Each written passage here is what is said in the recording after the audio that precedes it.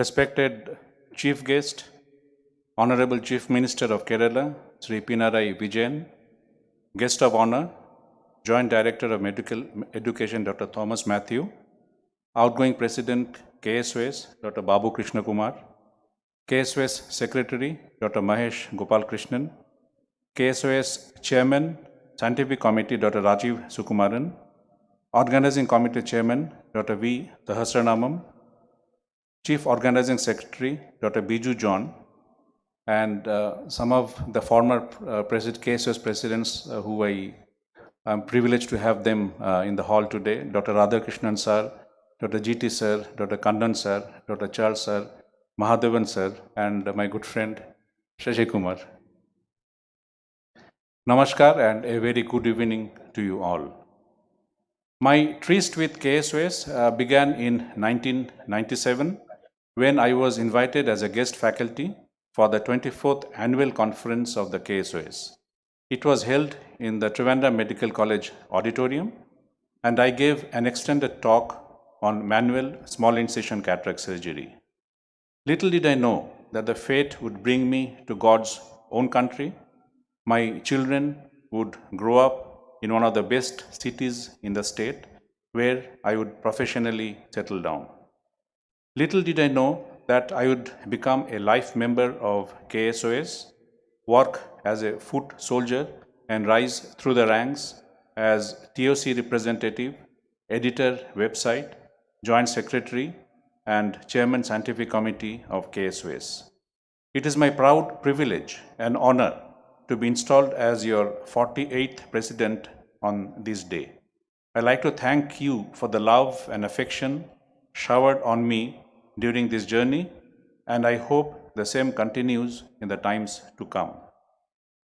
My travel through time and space over the last 25 years has taken me to almost all the Indian states. I'm a life member of almost all the state ophthalmological societies. I have seen functioning of these societies from very close quarters.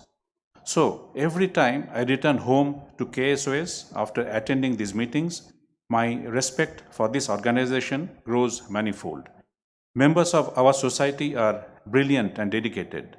This is one of the few states where you find the registered delegates really attending the scientific sessions in large numbers. They take down notes, engage the speakers in discussion by the coffee booth and dining areas. They even send emails requesting clarification of doubts. The leadership has been consistently mature with a progressive outlook. They're very disciplined and maintain accountability and transparency in all their activities. They follow the organizational protocol and believe in the principle of society before self. KSOS is well known for the high academic standards of its scientific meeting as we saw it today, and it's going to unfold for the next 2 days. All these are possible because of the commitment and hard work of these office bearers.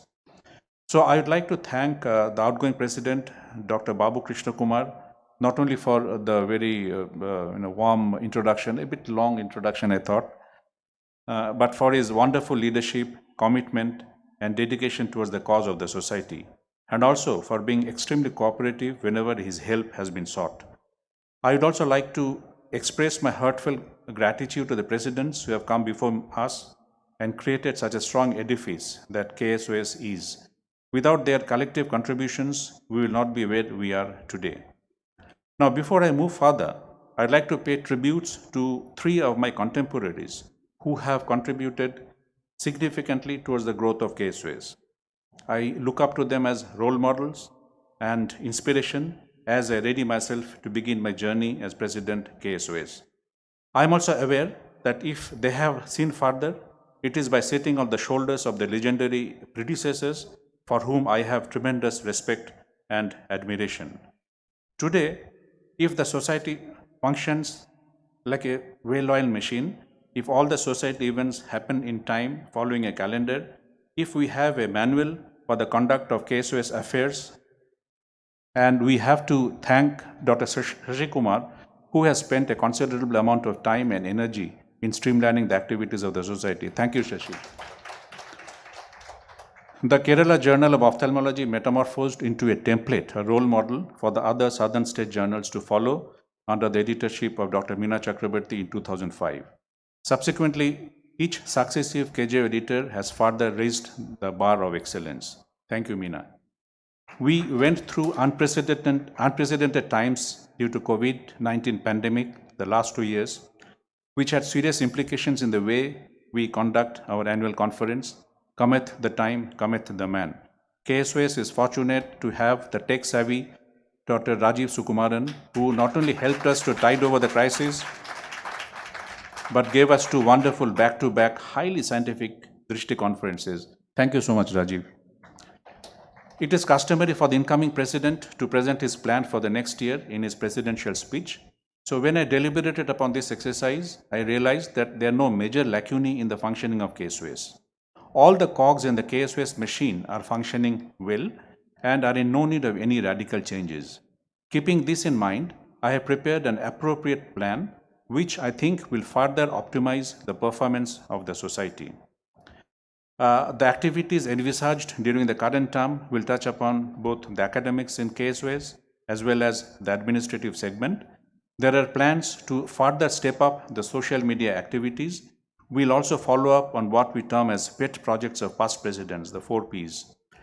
The scientific content of the last 2 online annual meetings have been exemplary, and if the subsequent Drishti meeting is to be conducted online, we'll also follow the same format. The KSOS has been conducting highly popular and well-attended webinars on a regular basis over the last 2 years. All the talks are excellent and very useful to the viewers. There is a goldmine of information which we all know is stored somewhere in the cloud, ready to be revisited whenever needed. However, when we want to access a particular topic of interest, finding it may be akin to finding a needle in a haystack, and it may become a very cumbersome and laborious experience. Hence, we have plans to consolidate the scientific content, segment them into topic-wise knowledge capsules, archive them, and also periodically disseminate them amongst the members. We will add another dimension to the webinars with the launching of the monthly journal clubs. Hope this will be found useful by the membership. We also plan to conduct a series of webinars in different subspecialties titled Controversies in Ophthalmology. During this period, we will also come out with a CME series with the same title, Controversies in Ophthalmology. Dr. Rohan has done a wonderful job in bringing out 3 newsletters so far in 2021. A limited number of hard copies are being printed, which will continue this year too. Digital copies of the newsletters will be promptly uploaded on the KSOS website. In addition, the digital copies will also be emailed to all KSOS members. We plan to make this venture self-financing. We also plan to prepare an official list of all eminent ophthalmologists who have been interviewed in the newsletters so far. This list will come handy to the subsequent joint secretaries in charge of the KSOS newsletter when they choose the next eminent ophthalmologist for interview. Society membership drive will be a focus area during this term. We all make concerted efforts to increase the membership strength both in KSOS as well as AIOS. Dr. Babu and his team have done a commendable job, and we will follow up on that. This slide shows you the number of new KSOS members ratified at 3 consecutive GB meetings between 2019 and 2021. This data may be outdated by a couple of days, which I got from Mahesh. The memberships have consistently grown and now stands at 2085. We have successfully added 98 and 79 members in the last 2 years. My plan is to cross 100 new members in the next GB. The total AIOS membership strength today stands at 24,773 as of 2021 AIOC GB ratification. Kerala's contribution to this is 1,221. So clearly, we have some catching up to do with the rest of the neighboring states. A higher membership strength will empower us with a greater standing in the national society. KSOS added 73, 95, and 60 new members to AIOS over the last 2 years, and we plan to add at least 150 new members to AIOS in the current year. So, how do we go about improving upon the membership strength? So, I will request the head of the departments to encourage the new residents to take up the society membership right at the time of joining the department as fresh PGs. We need to impress upon the neophytes the association membership benefits which are already listed out in our website.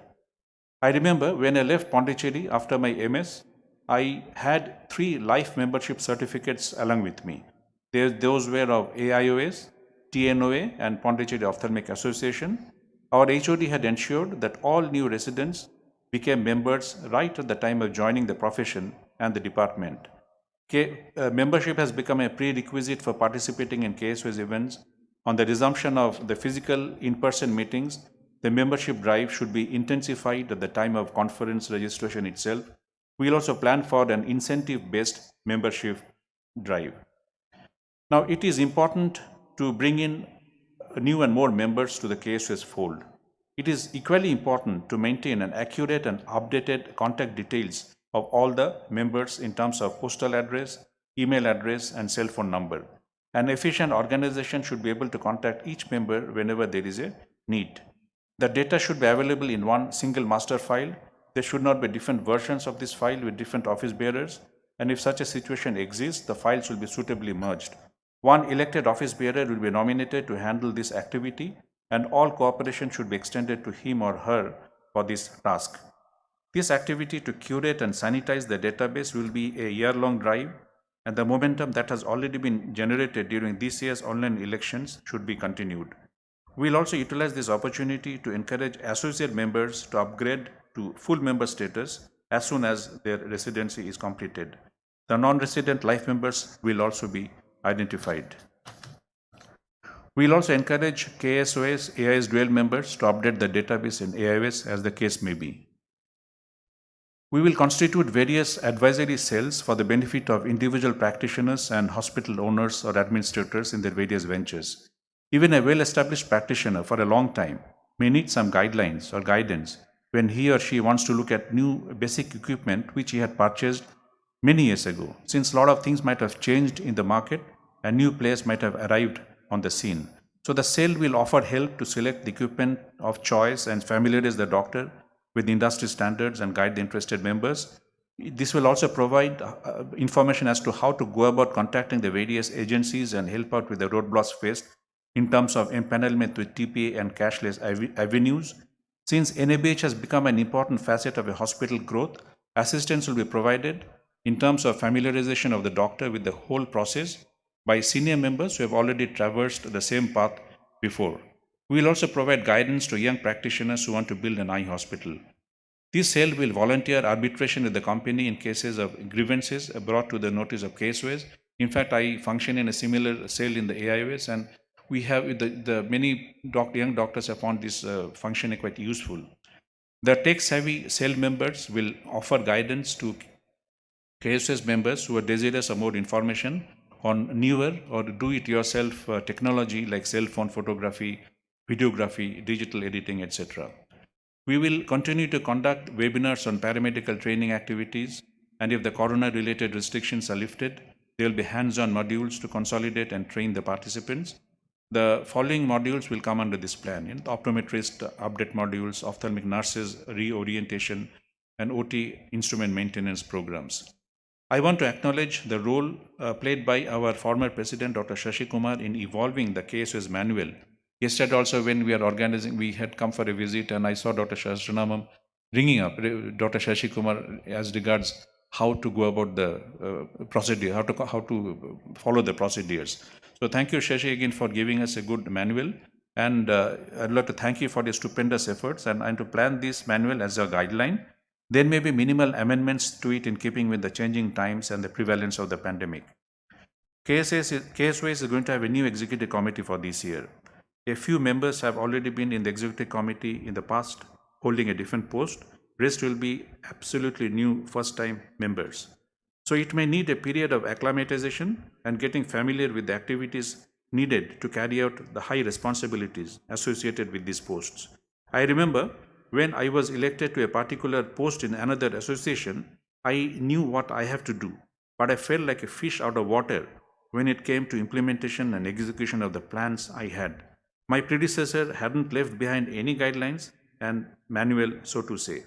My fellow office bearers also experienced the same challenges. So word of mouth succession is convenient, but not the best way to pass on the baton. It is important to have a SOP for each post so that the activities can continue unhampered in a seamless manner, regardless of who holds the post. Hence, we will evolve an SOP for each post to further streamline the KSO's activities, and it will surely make it easier for the incumbent office bearer. The scientific committee, website editor, secretary will also expeditiously prepare a calendar and a timeline of activities which will abide by. Of course, there may be force majeure situations when things might have to be approached differently. Diversity and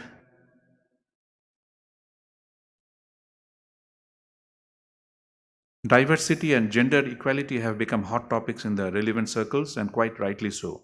This is a problem seen in the society at large. There are many publications looking into this, and I went through many of these pertaining to ophthalmology, about 13 of these. The differences are glaring, and the gender differences seem to have many layers. Promotion and scholarly impact, leadership, industry ties, presentation in conferences, nature of presentation, publication productivity, Medicare payments, etc., etc. So I looked into the gender-related diversity in our Drishti meetings over the last 2 years. The findings are very interesting. There was a preponderance of women presenters in the free paper, poster, and video category. And the difference in the number was the difference in numbers was simply mind-blowing. No wonder then that the women cornered a vast majority of the awards compared to men. This year, 9 women are running away with the awards. That is commendable.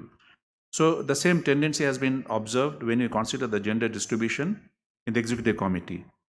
This clear-cut superiority at an earlier level in the hierarchy is not continued, and it's not maintained in the invited presentations like courses, symposia, etc. But the same tendency is observed when you consider the gender distribution in the executive committee. So where are we going wrong? What are the factors that result in women not taking up administrative or leadership roles? So what can we do to restore this balance between the genders at the higher echelons? This is something we'll have to ponder about. Social media management and advocacy. In this regard, proper engagement with the community, advocacy, and confidence building with the public have become a very important facet in today's troubled times.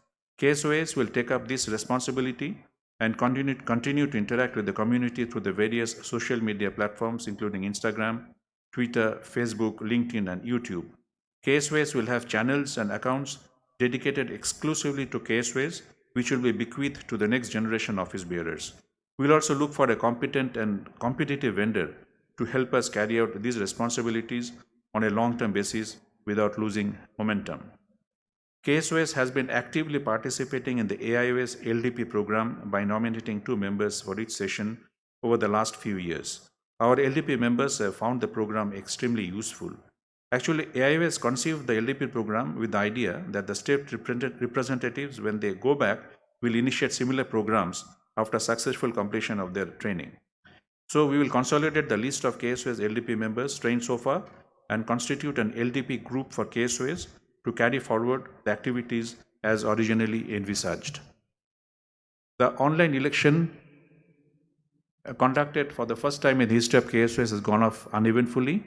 Full credit to be given to the team led by President Dr. Babu Krishna Kumar, Honorary Secretary Dr. Mahesh Gopal Krishnan, Chairman Scientific Committee Dr. Rajiv Sukuman. Thank you so much. Without your so much of commitment, I don't think we have about 75% people who have voted. That is a stupendous number.